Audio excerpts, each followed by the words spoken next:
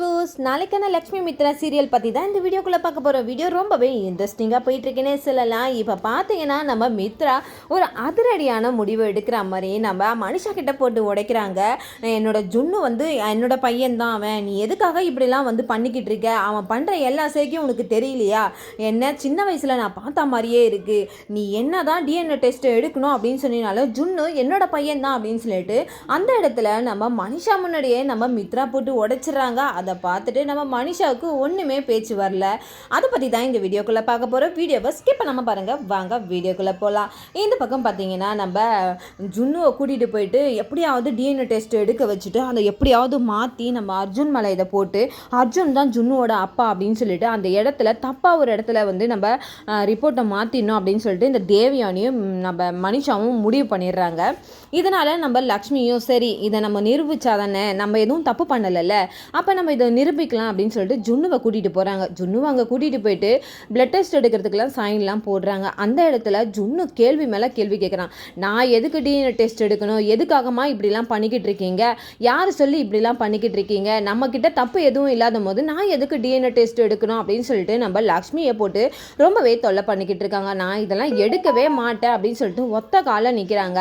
இந்த பக்கம் நம்ம லக்ஷ்மி எவ்வளோ சமாதானப்படுத்தி பார்க்குறாங்க. ஆனால் ஜுன்னு பார்த்தீங்கன்னா அந்த இடத்துல சின்ன பையன் மாதிரி பேசாமல் பெரியவங்க மாதிரி பேசுகிறாங்க. இதை கண்டு நம்ம மனிஷாவும் தேவியானியும் ரொம்பவே டென்ஷன் ஆகுறாங்க.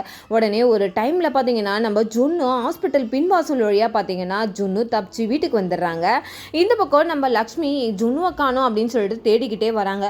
கடைசியில் நம்ம மனிஷா நம்ம தேவியானி எல்லாரும் வீட்டுக்கு வந்துடுறாங்க. அந்த இடத்துல ஜுன்னு இருக்காங்க. ஏய் எதுக்குடா நீ வந்த, அந்த டிஎன்ஏ டெஸ்ட் எடுக்காம நீ எதுக்கு ஓடி வந்த, அதை எடுக்கிறதுனால உனக்கு என்ன பிரச்சனை அப்படின்னு சொல்கிறாங்க. நான் எதுக்கு எடுக்கணும், என் மேலே தப்பு எதுவுமே இல்லையே, எதுக்காக நான் எடுக்கணும், என்னோட அப்பா மித்ரா தான், அவர் இருக்கும் போது நான் எதுக்கு போய் நான் டிஎன்ஏ டெஸ்ட் எடுத்து அதை நிரூபிக்கணும், எங்ககிட்ட எந்த தப்புமே இல்லையா அப்படின்னு சொல்லிட்டு நம்ம மனிஷாவை நாக்கு பிடிக்கிற மாதிரி கேள்வி கேட்குறாங்க. இதை கண்டு நம்ம மனிஷா ரொம்பவே அதிர்ச்சி ஆகிறாங்க. இந்த பக்கம் லக்ஷ்மியும் வராங்க. லக்ஷ்மி வந்துட்டு ஜுன்னு நீ எதுக்காக தப்பிச்சு வந்தாமா, அம்மா நான் தான் உங்களை கேட்குறேன், நீங்கள் எதுக்கு மற்றவங்க சொல்கிறதெல்லாம் கேட்குறீங்க, நம்மக்கிட்ட தப்பு இல்லாத போது நம்ம எதுக்கு பயந்து நான் டிஎன்ஏ டெஸ்ட்லாம் எடுத்து நிரூபிக்கணுமா, அப்படிலாம் கிடையாது. அப்பா எந்த இடத்துலையுமே சொல்லி அந்த டிஎன்ஏ டெஸ்ட் எடுக்கணும் அப்படின்னு சொல்லிட்டு நான் அவரோட பையன் இல்லைன்னு சொல்லிட்டு அவர் எந்த இடத்துலையுமே அவர் சொல்லவே இல்லையே, உங்களுக்கும் அப்பாவுக்கும் பிரச்சனை இருந்தால் என்னை போட்டு எதுக்கு இது பண்ணுறீங்கன்னு சொல்லிட்டு ஒரு சின்ன பையன் ஒரு பெரியவங்க மாதிரி பேசுகிறத பார்த்துட்டு இந்த பக்கம் நம்ம மித்ராவும் அப்படியே ஆடி போயிடுறாங்க. எல்லாருமே அமைதியாகிடுறாங்க அந்த இடத்துல. இந்த பக்கம் நம்ம தேவியானி வராங்க. ஏய் என்னடா சின்ன பையன் மாதிரி பேசாமல் எதுக்குடா அப்படிலாம் பேசிக்கிட்டு இருக்க அப்படின்றாங்க. நான் வந்து சின்ன பையன்தான், ஆனால் எனக்கு தெரியும்ல நான் எதுக்கு அந்த டிஎன்ஏ டெஸ்ட் எடுக்கணும், அதெல்லாம் என்னால் எடுக்க முடியாது அப்படின்றாங்க. அப்போது வந்து என்ன சொல்கிறாங்கன்னா உடனே வந்து தேவியானி சொல்கிறாங்க, மித்ராவை வந்து மனிஷா தான் கல்யாணம் பண்ணிக்க போகிறா, அப்படி இருக்கும் போது உங்கள் அம்மா எப்படி வந்து ஒய்ஃபாக ஆக முடியும் அப்படின்றாங்க. நெஜம்னு சொல்கிறாங்க. இந்த மனிஷா இவங்க தான் எங்கள் அம்மாவோட வாழ்க்கையில் விளையாடிக்கிட்டு இருக்காங்க, இவங்க வந்ததுனால தான் அப்பாவுக்கும் அம்மாவுக்கும் சண்டை அதிகமாகி போயிட்டே இருக்குது, இவங்க மட்டும் இந்த பிரச்சனையில் வராமல் இந்த பிரச்சனையில் மூக்க நுழைக்காமல் இருந்தாங்கன்னா கண்டிப்பாக எங்கள் அப்பாவும் எங்கள் அம்மாவும் எப்படியாவது ஒன்று சேர்ந்துருவாங்க, இவங்க வந்து எங்கள் அப்பா நல்லபடியே எங்கள் அம்மா கிட்ட பேச வந்தாலுமே அதை பேச விடாமல் இவங்க தடுத்து இவங்களோட காரியத்தை சாதிச்சுக்கணும்னு நினைக்கிறாங்க அப்படின்னு சொல்லிட்டு அந்த இடத்துல தூக்கி போட்டு உடைக்கிற மாதிரி உடைச்சிடுறாங்க நம்ம ஜுன்னு நம்ம மனிஷாவோட கேரக்டர். அப்படியே அந்த இடத்துல மனிஷா அப்படியே ஏய் என்னடா பெரியவங்க கிட்ட எப்படி பேசணும்னு தெரியாது, நான் கரெக்டாக தான் பேசுகிறேன், பெரியவங்க சின்னவங்க கிட்ட எப்படி நடந்துக்கணும்னு முதல்ல பாருங்க அப்படின்னு சொல்லிட்டு அந்த இடத்துல நம்ம மித்ரா மாதிரியே பேசுகிறாங்க நம்ம ஜுன்னு. இதை பார்த்து நம்ம மித்ரா ரொம்பவே ஆடி போயிடுறாங்க. இந்த பக்கம் அரவிந்தா எல்லாருமே ஆடி போயிடுறாங்க. அப்போ சொல்கிறாங்க, கரெக்டாக பேசின ஜுன்னு, சின்ன பையனாக இருந்தாலும் உரைக்கிற மாதிரி நீ சொல்லியிருக்க, இந்த மாதிரி இருக்கிறவங்களுக்குலாம் இப்படி தான் வந்து உரைக்கிற மாதிரி சொல்லணும் அப்படின்னு சொல்லிடுறாங்களா. இதை கண்டு நம்ம மனிஷாவும் தேவியானியும் ரொம்பவே டென்ஷன் ஆயிடுறாங்க. இந்த பக்கம் மித்ரா எதையுமே சொல்லாமல் போயிடுறாங்க. அவங்க பாட்டுட்டு போயிட்டு நம்ம மித்ரா பார்த்தீங்கன்னா ரூமில் இருந்துக்கிட்டு நம்ம ஜுன்னு பேசினதெல்லாம் அப்படியே ரீமைண்ட் பண்ணி பார்க்குறாங்க. அப்போ நம்ம மித்ராவுக்கு என்ன தோணுதுன்னா, சின்ன வயசில் நம்ம எப்படி இருந்தோமோ அதே போல் நம்ம ஒரு கேரக்டருமே ஜுன்னுக்கிட்ட இருக்குது, நம்ம ஏதாவது தப்பு பண்ணிட்டோமா, நம்ம தப்பு பண்ணிட்டோம் அப்படின்னு சொல்லிட்டு அவங்க குற்ற உணர்ச்சியில் வந்து யோசிக்க ஆரம்பிக்கிறாங்க. அதை வந்து கொஞ்ச நேரம் யோசிக்க விடுவாங்களா நம்ம மனிஷா? இப்போ மித்ரா கிட்ட வந்து கேட்குறாங்க, என்ன மித்ரா அந்த சின்ன வாண்டு அப்படி பேசுது, நீ அமைதியாக இருக்க பார்த்துக்கிட்டு அப்படின்றாங்க. உனக்கு கொஞ்சமாவது அறிவு இருக்கா? நீ பண்ண ஒரு தப்பால் நான் போயிட்டு அந்த தப்பை பண்ண பார்த்தேன், நானும் உன் பேச்சை கேட்டுக்கிட்டு. அது ரொம்ப தப்பு. எனக்கும் லக்ஷ்மிக்கும் பிரச்சனை இருக்குன்னா அது ஓகே, எனக்கு வந்து துரோகம் பண்ணிட்டு போனா லக்ஷ்மி, ஆனால் என்னோட பையன் தான் ஜுன்னு, இந்த நந்தன் ஃபேமிலியோட பையன் தான் ஜுன்னு, வாரிசு தான் ஜுன்னு அப்படின்னு சொல்லிட்டு போட்டு உடச்சிறாங்க.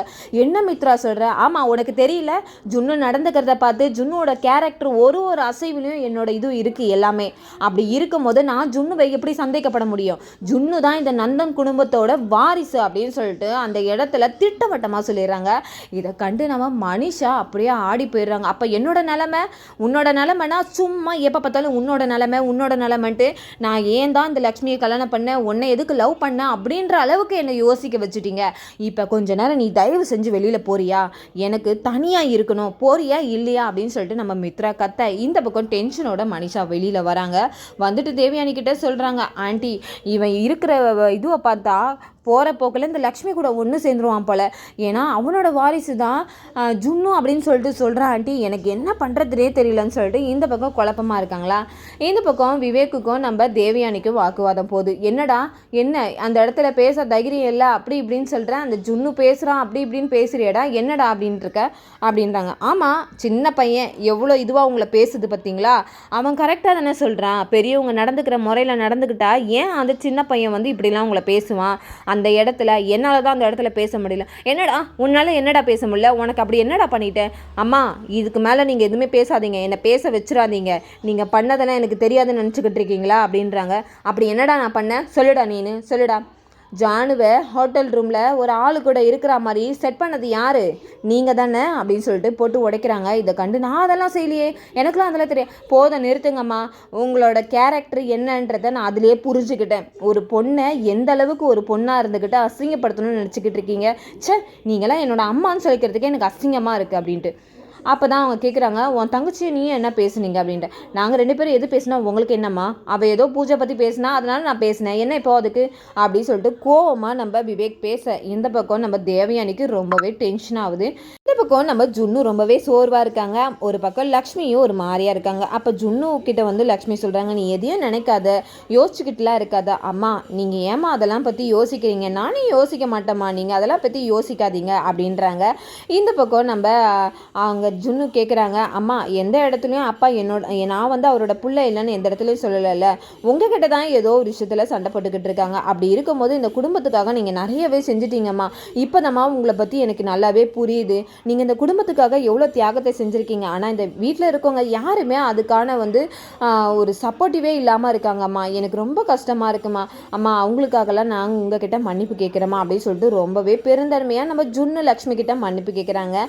உடனே அரவிந்தாவும் நம்ம ஜெயதேவும் வராங்க. ஜெயதேவ் வந்து சொல்கிறாங்க, ஆமாம்மா நாங்களும் உங்ககிட்ட மன்னிப்பு கேட்குறோம். ஐயோ மாமா என்ன மாமா அப்படிலாம் பேசுகிறீங்க அப்படின்றாங்க. இல்லை நாங்களுமே உனக்கு இத்தனை நாள் நாங்கள் சப்போர்ட் இல்லாமல் இருந்தோம்ல, எங்களோட சுயநலத்துக்காக உன்னோட வாழ்க்கையே நாங்கள் வந்து இது பண்ணி வச்சுருக்கோம்ல, அது நாங்கள் தப்பு தம்மாக பண்ணி வச்சுருக்கோம், சின்ன குழந்தை சொல்லுது, ஆனால் பெரியவங்களாக இருந்தால் நாங்கள் யோசிக்காமல் விட்டுட்டோம்ல அப்படின்றாங்க. உடனே இந்த பக்கம் நாங்கள் எப்போவுமே உனக்கு சப்போர்ட்டிவாக தான் இருப்போம் அப்படின்றாங்க. இந்த பக்கம் நம்ம லக்கியை வந்து அம்மா எப்போவுமே நானும் உங்களுக்கு தான் சப்போர்ட்டு அப்படின்றாங்க. அப்போ லக்ஷ்மி 2 பேரையுமே கட்டி அணைச்சி முத்தம் கொடுக்குறாங்க. இந்த பக்கம் பார்த்தீங்கன்னா அப்படியே வந்தால் நம்ம சஞ்சனா தான் வீட்டுக்கு வராங்க. சஞ்சனாவை தான் கட்டுறாங்க. சஞ்சனா பார்த்தீங்கன்னா ஒரு கல்யாணத்துக்கே பர்ச்சேஸ் பண்ணிட்டு வரா மாதிரி இப்போ யாருக்குமே தெரியாமல் இப்போ விவேக்கோட கல்யாணத்தை பண்ணணும் அப்படின்னு சொல்லிட்டு அந்த பர்ச்சேஸிங்கை இங்கே கொண்டு வர்றாங்க. அப்போ எல்லாருக்கும் ஒரு கிஃப்ட் கொடுக்குறாங்க. இது வந்து எதுக்காக அப்படின்னு சொல்லிட்டு தேவயானி அந்த இடத்துல கொஸ்டின் கேட்குறாங்க. இது எதுக்காகன்னு உனக்கு தெரியலையா, இது நான் நடத்துகிற ஒரு பூஜைக்காக நான் வாங்கிட்டு வந்திருக்கேன், இந்த பூஜைக்கு இந்த ட்ரெஸ்ஸை தான் நீங்கள் எல்லாருமே போட்டுட்டு வரணும் அப்படின்னு சொல்லிட்டு சஞ்சனா சொல்கிறாங்க. அதுவும் மெயினாக வந்து நம்ம ஜானுக்கு சொல்கிறாங்க, ஜானு அதில் நான் ஒரு பட்டுப்புடவை வாங்கி வச்சுருக்கேன், அந்த பட்டுப்புடவையை கட்டிக்கிட்டு தான் நீ அந்த பூஜைக்கே வரணும் அப்படின்னுறாங்க. இதை பார்த்து நம்ம மனிஷாவும் தேவயானியும் என்ன அவள் வெளியாள், அவளை எதுக்கு நீ நடத்துகிற பூஜைக்கு கூப்பிடுற அப்படின்னு கேட்குறாங்க. அதுக்கு அம்மா வெளியாளோ உள்ளாலோ ஆனால் நல்ல மனசு இருந்தால் யார் அந்தளமே கடவுளோட பூஜைக்கு வரலாம் கண்டிப்பாக அப்படின்னு சொல்லிட்டு நாக்கு பிடிக்கிற மாதிரி கேள்வி கேட்குற மாதிரி நச்சுன்னு ஒரு பதிலை சொல்லிடுறாங்க நம்ம சஞ்சனா.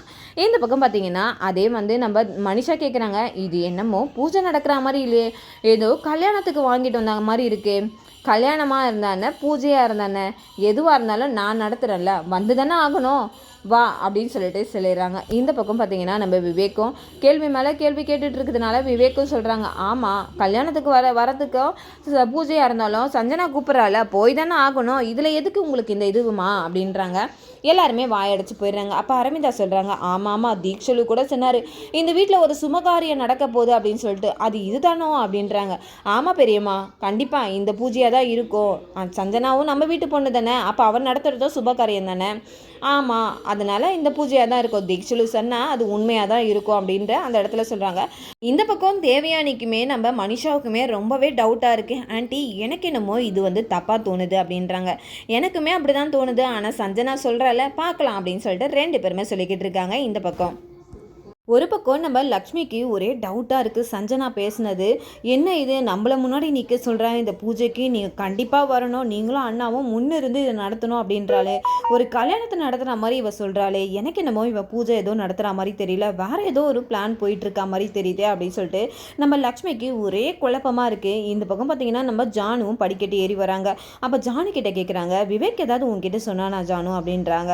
இல்லைக்கா என்கிட்ட எதுவும் சொல்லலை, ஆனால் அந்த ஹோட்டல் பிரச்சனையில் எங்கள் அம்மா தான் இதுக்கு காரணமாக இருப்பாங்க அப்படின்னு சொல்லிட்டு விவேக் என்கிட்ட மன்னிப்பு கேட்டான். என்னால் தான் நீ வாழ்க்கையில் கஷ்டப்பட்டுக்கிட்டே இருக்க, இதுக்கெல்லாம் நான் ஒரு முடிவு கட்டுறேன், சீக்கிரத்தில் இந்த கல்யாணத்துக்கான விஷயத்த நான் முடிவு எடுக்க போகிறேன் மேரேஜுக்கு அப்படின்னு சொல்லிட்டு என்கிட்ட சொல்லிக்கிட்டு இருந்தாங்க்கா அப்படின்னாங்க. அப்போ தான் வந்து எனக்கு வந்து சரி ஓகே, ஏதாவது ஒரு முடிவு பண்ணானா அவங்க அம்மா விருப்பப்படி அவன் வந்து வேறு யாருன்னா கல்யாணம் பண்ணிக்கிட்டா கூட எனக்கு ஓகே தான்க்கா, எதையுமே வந்து நான் பாசிட்டிவாக தான் எடுத்துக்கணும் அப்படின்னு சொல்லிட்டு நான் உறுதியாக இருக்கேன்க்கா, அதனால் எனக்கு ஒன்றும் பிரச்சனை இல்லை அப்படின்றாங்க. என்ன ஜானு பேசிக்கிட்டு இருக்க, உனக்கும் விவேக்கும் கல்யாணம் பண்ணி வைக்கிறதுக்காக நான் இங்கே இது பண்ணிக்கிட்டு இருக்கேன், நீ என்னன்னா நீ தியாகி மாதிரி பேசிக்கிட்டு இருக்க அப்படின்னு.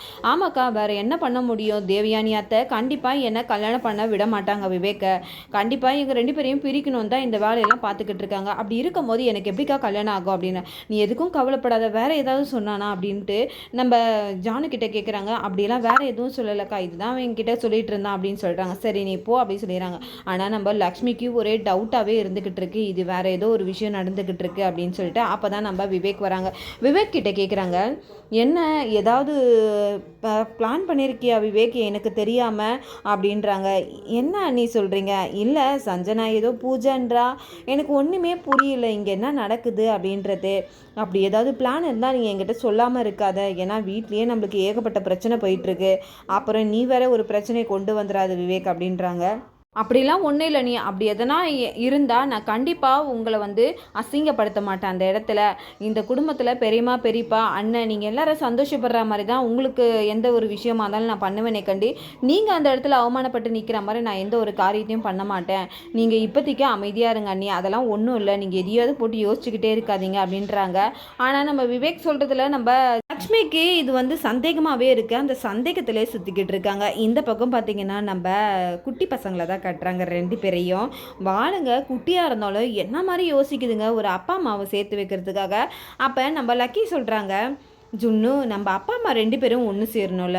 ஆமாம் லக்கி, நான் கூட அதை பற்றி தான் யோசிக்கிறேன், இந்த மனுஷா அப்பாவை கல்யாணம் பண்ணிக்கவே கூடாது, அம்மாவும் அப்பாவும் தான் ஒன்று சேரணும், அதுக்கு என்ன பண்ணுறது தான் எனக்கு தெரியல அப்படின்னு சொல்லிட்டு நம்ம ஜுன்னு வந்து சொல்லிக்கிட்டு இருக்காங்க. அதுக்கு லக்கி சொல்கிறாங்க, என்கிட்ட ஒரு ஐடியா இருக்குது அப்படின்றாங்க. என்ன ஐடியா அப்படின்றாங்க. அப்போ அந்த இடத்துக்கு பார்த்திங்கன்னா நம்ம அரவிந்தாவும் வந்துடுறாங்க. இவங்க பேசுகிறதெல்லாம் அப்படியே பார்த்திங்கன்னா அசந்து அப்படியே கேட்டுக்கிட்டு சிரிச்சுக்கிட்டு இருக்காங்க. அப்போ லக்கி சொல்கிறாங்க, நம்ம ஸ்கூலில் நம்ம யாராவது ஃப்ரெண்டுக்கிட்ட சண்டை போட்டால் நம்ம மிஸ் என்ன பண்ணுவாங்க, ஆமாம் நம்ம 2 பேர் அவங்க 2 பேரையும் ஒன்று சேர்க்கறதுக்காக கொஞ்சம் நேரம் அவங்கள ரூமில் வச்சு லாக் பண்ணுவாங்க, லாக் பண்ணி அவங்க 2 பேருமே வெளியில் வரும்போது சமாதானத்தோடு வருவாங்க. அப்போ அதே ட்ரிக்கை தான் நான் ஃபாலோ பண்ண போகிறேன் ஜுன்னு அப்படின்றாங்க. என்ன சொல்கிற லக்கி அப்படின்றாங்க. ஆமாம் இப்போ இது என்னது, இது வந்து அப்பாவோட ரூமில் இருக்க வாட்டர் பாட்டில், இதில் இப்போ தண்ணி கிடையாது, கண்டிப்பாக அப்பா வந்து தண்ணி எடுத்துகிட்டு வர சொல்லி கத்துவார், அப்போ யாராவது போவாங்க அப்படின்றாங்க. என்ன லக்கி சொல்கிற? ஆமாம், கண்டிப்பாக அம்மா தான் போவாங்க தண்ணி எடுத்துக்கிட்டு. அப்போ அந்த நேரத்தில் இது என்ன என் கீழே இருக்குது சாவி, இந்த சாவியை வச்சு நம்ம பூட்டிட்டோன்னா கண்டிப்பாக அம்மாவால் வெளியில் வர முடியாது. இப்போ அப்பாவும் அம்மாவும் கொஞ்ச நேரம் நிரந்தரமாக உள்ளே வந்து பேசினா தானே அவங்களுக்குள்ளே இருக்கிற அந்த சண்டைக்கு ஒரு முடிவு கிடைக்கும். அவங்க 2 பேருமே பார்த்து பேசிக்க முடியலன்னா அதுக்கான தீர்வு எப்படி கிடைக்கும்? அதுக்கு தான் இந்த மனுஷா இருக்காள், அம்மாவையும் அப்பாவையும் ஒன்றா நின்று பேசவே விட மாட்டாள். இப்போ ரூம் சாவி என்கிட்ட இருக்கு. இப்போ ரூம் லாக் ஆயிடுச்சா, இப்போ யாராவது வந்து தட்டினா கூட கண்டிப்பாக அதை திறக்க முடியாது. கொஞ்ச நேரத்துக்கு அம்மாவும் அப்பாவும் தனியாகவே இருக்கட்டும். அந்த மனுஷா இதை நினச்சி அப்படியே அப்படியே கோவத்தில் பொங்கட்டும், அதை பற்றி நம்ம கவலையே கிடையாது அப்படின்னு சொல்லிட்டு 2 பேருமே சுட்டித்தனமாக இந்த விஷயத்த பண்ணிக்கிட்டு இருக்காங்க. அதுபடி பார்த்தீங்கன்னா இவங்க 2 பேரும் பேசிக்கிட்டே இருக்கும்போது மித்ரா வந்து மேலே வந்து கத்திக்கிட்டு இருக்காங்க. மனுஷா கொஞ்சம் தண்ணி எடுத்துகிட்டு வா அப்படின்றாங்க. ஒரு 3 வாட்டி நம்ம மனிஷாவை கூப்பிட்றாங்க. ஆனால் மனிஷாவுக்கு இது காது கேட்டுமே கேட்காதபடி, உனக்கு நான் என்ன வேலை செய்கிறதுக்கு என்ன வேலைக்காரியா உன் வீட்டில் வந்து உன்னை கல்யாணம் பண்ணிக்கணும்னு வந்தா நீ என்னன்னா ஜுன்னுன்னா என்னோட பையன் அப்படின்னு சொல்லிக்கிட்டு இருக்கல. அப்போ அந்த பையனே உனக்கு தண்ணி எடுத்துகிட்டு வந்து கொடுக்கட்டும் போ அப்படின்னு சொல்லிட்டு நம்ம மனிஷா அந்த இடத்த விட்டு போயிடுறாங்க. இப்போ பார்த்தீங்கன்னா நம்ம லக்ஷ்மி தாங்க தண்ணி எடுத்துகிட்டு மேலே போகிறாங்க. லக்ஷ்மி வேகமாக போகிறாங்க தண்ணி எடுத்துக்கிட்டு. அந்த தண்ணியை நம்ம லேப்டாப்பை பார்த்துக்கிட்டே நம்ம மித்ரா வாங்குறாங்க. அப்படியே பார்த்தீங்கன்னா கையை பிடிச்சிடுறாங்க மனிஷான்னு நினச்சி. உடனே மனிஷா தேங்க்ஸ் அப்படின்னு சொல்ல வராங்க. அப்போ பார்த்தீங்கன்னா அப்படியே பார்க்குறாங்க நம்ம லக்ஷ்மி. நீ எதுக்கு வந்த அப்படின்ட்டு. இல்லை தண்ணி கொடுக்க வேறு யாருமே இல்லை கீழே, அதனால தான் நான் கொண்டு வந்தேன் அப்படின்றாங்க. சரி ஓகே தேங்க்ஸ் அப்படின்றாங்க. அங்கே வச்சிரு அப்படின்றாங்களா. அதுக்கப்புறம் லக்ஷ்மி கிட்ட ஒரு வார்த்தை பேசுகிறாங்க. நான் வந்து ஜுன்னுவுக்காக சப்போர்ட் பண்ணுறேன்றதுக்காக பெரிய விஷயம்லாம் நினச்சிக்காத, ஆனால் நீ பண்ண இதுவை நான் மறக்கவே மாட்டேன் அப்படின்றாங்க. அந்த இடத்துல நம்ம மித்ராவோட கோபம் வெளிப்படாமல் அப்படியே ரொம்பவே சாந்தமாக பேசுகிறாங்க. அப்போ லக்ஷ்மி நினைக்கிறாங்க பரவாயில்ல, நான் இன்னும் உங்கள் மனசில் இருந்துக்கிட்டு தான் இருக்கேன் அப்படின்னு சொல்லிட்டு அவங்க மனசில் சந்தோஷப்பட்டுக்கிட்டு இருக்காங்க. சரி வச்சுட்டல நீ கிளம்பு அப்படின்றாங்க. உடனே நம்ம லக்ஷ்மியும் போய் டோரை திறக்கிறாங்க. ஆனால் டோர் வந்து ஓப்பன் ஆகலை. இந்த பக்கம் நம்ம அரவிந்தா இது எல்லாத்தையும் பார்த்துக்கிட்டு இருக்காங்க. ஒரு ஓரமாக ஜெயதேவ் என்ன அரவிந்தா பண்ணிக்கிட்டு இருக்கா, ஐயோ அமைதியாக இருங்க உங்கள் பேரனும் பேத்தியும் அவங்க அம்மா அப்பாவை ஒன்று சேர்க்கறதுக்கு என்ன காரியத்தை பண்ணிக்கிட்டு இருக்காங்க பாருங்க அப்படின்னு சொல்லிட்டு நம்ம அரவிந்தாவும் அந்த இடத்துல சொல்லிக்கிட்டு இருக்காங்களா. இந்த பக்கம் நம்ம மித்ரா வந்து நம்ம லக்ஷ்மி நடிக்கிறாங்க அப்படின்னு சொல்லிட்டு அவங்களும் வந்து டோரை ஓப்பன் பண்ணுறாங்க. டோர் ஓப்பன் ஆகலை, க்ளோஸ் ஆகிருக்கு. உடனே மித்ரா வந்து கத்த ஆரம்பிக்கிறாங்க. வீட்டில் யாராவது இருக்கீங்களா, கொஞ்சம் டோரை ஓப்பன் பண்ணுங்க அப்படின்றாங்க. அந்த இடத்துல மனுஷன் வந்து கேட்குறாங்க, என்ன மித்ரா டோர் லாக் ஆகிடுச்சா அப்படின்றாங்க.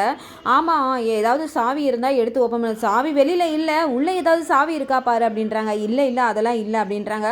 அப்போ தான் நீ மட்டும்தானே இருக்க ரூமில், இல்லை லக்ஷ்மியும் இருக்கா அப்படின்னு சொல்லும் போது நம்ம மனிஷாவுக்கு அப்படியே தலையில் ஏதோ இடி விழுந்த மாதிரி ஆகிடுது. என்ன சொல்கிற, அவள் இருக்காளா, ஐயோ என்ன பண்ணுறதுனே தெரியலையே அப்படின்னு சொல்லிட்டு ஒரு மாதிரி டென்ஷனாக இருக்காங்க தேவியானியும் மனிஷாவும். அப்போ ஜெயதேவ் கேட்குறாங்க, உனக்கு என்ன பிரச்சனை, புருஷனும் பொண்டாட்டி என்னன்னா ஒன்றா இருக்காங்க, உனக்கு எதில் என்ன பிரச்சனை இருக்குது, எதுக்காக நீ பதறிட்டு இருக்க, இப்போல்லாம் வந்து கார்பெண்டரை கூப்பிட முடியாது, அன்டைம் ஆகிடுச்சு, போய் படுங்க அப்படின்னு சொல்லிட்டு எல்லாரையுமே படுக்க சொல்லிடுறாங்க. இதனால் நம்ம மனிஷாவும் தேவியானும் ரொம்பவே கடுப்பில் இருக்காங்க. இதெல்லாம் அந்த லக்ஷ்மியோட பிளானாக தான் இருக்கும் ஆண்டி, மித்ரா கூட சேர்றதுக்காக அவள் இந்த மாதிரி ஒரு பிளானை எடுத்திருக்கா. என்ன பண்ணுறது ஆண்டி, எப்படியாவது கதவை உடைச்சிடலாமா, அவசரப்படாத மித்ரா அந்த அளவுக்குலாம் போக மாட்டான் அப்படின்னு சொல்லிட்டு நம்ம தேவியானி ரொம்பவே நம்பிக்கையாக பேசிக்கிட்டு இருக்காங்க. ஆனால் நம்ம மனிஷாவுக்கு தூக்கமே வரல. காலையில் பார்த்தீங்கன்னா நம்ம லக்கி வந்து கத்திக்கிட்டே வராங்க. இந்த பக்கம் நம்ம தேவயானி மனிஷாவை வந்து எழுப்புறாங்க. என்ன நல்ல தூக்கமா, நைட்டு என்ன நடந்ததுன்னே தெரியாமல் தூங்கிட்டு இருக்கு அப்படின்றாங்க. ஆமாம்ல மித்ரா ரூமுக்குள்ளே எப்படியாவது அந்த கதவை திறக்கணும் ஆண்டி இப்போ அப்படின்னு சொல்லிட்டு இவங்க 2 பேரும் எந்திரிச்சு வராங்க. நம்ம லக்கியும் அந்த சைடு வந்து கத்திக்கிட்டே வராங்க. கீ கிடச்சிருச்சு அப்படின்ட்டு நம்ம லக்கி வராங்க. லக்கி வந்ததுமே ஏய் கீ எங்கேயாவது நீ ஒழிச்சு வச்சியா அப்படின்றாங்க. நம்ம லக்கி சொல்கிறாங்க ஆமாம் அப்படி சொல்லிட்டு கண்ணடிச்சிட்டு போகிறாங்க. 2 பேருக்குமே அப்படியே தூக்கி வாரி போடுது. இந்த குட்டி வாண்டு என்ன வேலை பண்ணியிருக்கு பார்த்தியா அப்படின்னு சொல்லிட்டு 2 பேருமே போகலாம் அப்படின்னு சொல்லிட்டு 2 பேருமே பின்னாடியே போகிறாங்க. போனால் அந்த இடத்துல நம்ம லக்ஷ்மியும் மித்ராவும் தூங்கிக்கிட்டு இருந்த பார்த்து நம்ம தேவயானியும் மனுஷவும் அப்படியே அரண்டு போய் நின்றுறாங்க. ஏன்னா 2 பேருமே ஒரே கட்டலில் பத்துக்கிட்டு இருக்காங்க. ஏன்னா கணவன் மனைவி மாதிரி இருக்காங்க. அதை பார்த்ததுமே 2 பேருக்குமே தூக்கி வாரி போடுது. உடனே நம்ம லக்கி போய் எழுப்புறாங்க. அப்பா சீக்கிரம் எந்திரிங்கப்பா, சஞ்சனா ஆண்டி வந்து சொல்லியிருக்காங்கல்ல நம்ம எல்லாருமே பூஜைக்கு வரணும் அப்படின்னு சொல்லிட்டு, அதுக்காக எந்திரிச்சு கிளம்பணும்ல அப்படின்றாங்க. உடனே 2 பேருமே மாற்றி லக்கிக்கு குட் மார்னிங் சொல்கிறாங்க. கேஷுவலாக இருக்கிற மாதிரியே அந்த இடத்துல நம்ம மனுஷவுக்கு செம்ம கோவம். லக்கி வந்து அதுக்கப்புறம் அவங்கள கூட்டிகிட்டு போகிறாங்க. நம்ம லக்ஷ்மி பார்த்திங்கன்னா ஒரு மாதிரி சந்தோஷமாக இருந்த மாதிரி அந்த இடத்துல அந்த கெத்தை வந்து காட்டிட்டு போகிறாங்க. அப்போ தேவயானி சொல்கிறாங்க, கொஞ்சம் கவனிச்சியா, அவள் ஏதோ வந்து சாதிச்சிட்டா மாதிரி பண்ணிவிட்டு அந்த இதுவை காட்டிட்டு போகிறா பற்றியா அவளோட ஆட்டிடியூடை அப்படின்னு சொல்லிட்டு அந்த இடத்துல சொல்கிறாங்க. ஆமாம் ஆண்டி, நானும் பார்த்தேன், இருங்க மித்ராவுக்கு இருக்குது அப்படின்னு சொல்லிட்டு மித்ரா கிட்ட போய் கேட்குறாங்க. என்ன பழைய பொண்டாட்டி ஞாபகம் வந்துருச்சோ, அவள் கூட சேர்ந்து இருந்துருக்க அப்படின்ட்டு. உடனே மனுஷா அசிங்கமாக தப்பாக பேசாத அப்படின்றாங்க. என்ன இதுக்கு மேலே பேசுறதுக்கு இருக்குது, நீ இந்த மாதிரிலாம் பண்ணுறத பார்த்தா எனக்கு சமக்கம், தயவு செஞ்சு வெளியில் போ அப்படின்னு சொல்லிட்டு நம்ம மித்ரா வந்து திட்டி விட்டுறாங்க. மனுஷாவும் வெளியில் கோவத்தோடு வராங்க. இந்த பக்கம் பார்த்தீங்கன்னா நம்ம சஞ்சனாவை தாங்க காட்டுறாங்க. சஞ்சனா பார்த்தீங்கன்னா இந்த பக்கம் வந்து ஐயர்கிட்ட சொல்கிறாங்க, இது பூஜைக்கெல்லாம் ரெடி ஆகிடுச்சுங்களா அப்படின்னு கேட்குறாங்க. ரெடி ஆகிடுச்சுமா பொண்ணு மாப்பிள்ளை. இருங்க கத்தாதீங்க, எதுக்கு கத்துறீங்க, இது பையனுக்கு மட்டும்தான் தெரியும், பொண்ணுக்கு இந்த விஷயத்தில் கல்யாணம் நடக்குதுன்ட்டு இங்கே யாருக்குமே தெரியாது, நீங்கள் கத்தி மாட்டி கொடுத்துடாதீங்க. என்னம்மா சொல்கிற, கல்யாணம் யாருக்கும் தெரியாமல்? ஆமாம், இதில் பையனுக்கு மட்டும்தான் இஷ்டம், பொண்ணும் பையனும் விரும்புகிறாங்க, ஆனால் அது எங்கள் அம்மாவுக்கு பிடிக்கல, அதனால் அவங்க 2 பேரையும் ஒன்று சேர விட மாட்டாங்க. அதனால் இங்கே கல்யாணம் நடக்க போகிறது என்னோட தம்பிக்கு மட்டும்தான் தெரியும், அதனால் நீங்கள் யாருக்குமே தெரியாமல் பார்த்துக்கோங்க. என் தம்பியை மற்ற கதையெல்லாம் அவன் பார்த்துப்பான், நீங்கள் வந்து நடக்கிற விஷயத்தை மட்டும் பார்த்துக்கங்கன்னு சொல்லிடுறாங்களா. இந்த பக்கம் நம்ம மித்ராவை பார்க்குறாங்க. எல்லாருமே பொண்ணு மாப்பிள்ளை மாதிரி ரெடி ஆகி வராங்க. நம்ம அரவிந்தா வந்து எல்லாரும் வந்துட்டே இருக்காங்க காரில். அப்போ ஜானுவை பார்த்து சொல்கிறாங்க, நீ கல்யாண பொண்ணு மாதிரியே இருக்க அப்படின்றாங்க. கல்யாண பொண்ணு மாதிரி இருந்தால் மட்டும் போதுமா, அதுக்கு ஒரு தகுதி வேணும்ல, கல்யாணம் ஆகணும்ல, இவர் ராசிக்கு அதெல்லாம் ஆகுமா அப்படின்றாங்க. அதுக்கு லக்ஷ்மி சொல்கிறாங்க, என் தங்கச்சிக்கு என்ன குறைச்சல், ராணி மாதிரி இருக்கா, அவளுக்கு கல்யாணம் ஆகாது நீங்கள் எப்படி சொல்கிறீங்க, யார் தடுத்தாலும் என்ன நடந்தாலும் சரி, என் தங்கச்சிக்கு கல்யாணம் ஆக போகிறது தான் அப்படின்றாங்க. இந்த பக்கம் நம்ம விவேக்கை பார்த்து கேட்குறாங்க, என்னடா மாப்பிள்ளை மாதிரி வந்திருக்க, எம்மா தங்கச்சி எடுத்து கொடுத்த ட்ரெஸ்ஸு தாம்மா இது, அவள் தாம்மா இந்த ட்ரெஸ் எடுத்து கொடுத்தா அப்படின்னு சொல்லிட்டு இந்த பக்கம் சொல்கிறாங்க. அதுக்கப்புறம் நம்ம மித்ரா கிட்ட வந்து மறைக்கிறதுல நம்ம விவேக்குக்கு கொஞ்சம் கூட விருப்பமே கிடையாது. அப்போ ஆனால் வந்து போயிட்டு நம்ம மித்ரா கிட்டே எல்லாம் உண்மையை சொல்கிறாங்க. இங்கே வந்து பூஜை நடக்கலை, சஞ்சனா எனக்காக தான் திருமணம் ஏற்பாடு பண்ணியிருக்கா அப்படின்னு சொல்லுவாங்க. என்னடா சொல்கிற, இதனால் எவ்வளோ பிரச்சனை வரப்போகுது. இல்லைண்ணா, இதுக்கு மேலே நம்ம அம்மா வந்து என்னால் ஜானு அசிங்கப்படுத்திக்கிட்டு பார்க்குறதெல்லாம் என்னால் பார்த்துக்கிட்டு இருக்க முடியல, பார்த்தீங்களா அந்த ஹோட்டல் விஷயத்தில் அம்மா தான் ஈடுபட்டிருக்காங்க அப்படின்னு. என்னடா சொல்கிறேன், ஆமாம், இதுக்கு மேலே நான் ஜானுவை அசிங்கப்படுத்த விரும்பலை, இதுக்கப்புறம் என்ன நடந்தாலும் அதை நான் பார்த்துக்கிறேன், இந்த கல்யாணத்தை நான் பண்ணி தான் ஆவேன், இப்போ இதை மட்டும் உங்ககிட்ட மட்டும் தான் சொல்கிறேன் அப்படின்னு சொல்லிடுறாங்க. இதோட பார்த்தீங்கன்னா இந்த கல்யாணம் நடக்குதா இல்லை நடக்காமல் போதா, இதுக்கப்புறம் நம்ம மித்ரா வந்து நம்ம விவேக்கு சப்போர்ட் பண்ணுவாங்களா அப்படின்றத நாளைக்கான வீடியோவில் நம்ம பொறுத்திருந்து பார்க்கறதுக்கு முன்னாடி என்னோட ரிவ்யூ உங்களுக்கு பிடிச்சிருந்தா மறக்காமல் உங்களோட கமெண்ட்களை என்னோட கமெண்ட் பாக்ஸில் தெரிவிங்க. வீடியோ பார்த்துட்டு இருக்கவங்க எல்லாருமே என்னோட சேனலுக்கு சப்போர்ட் பண்ணுங்கள். தேங்க்யூ.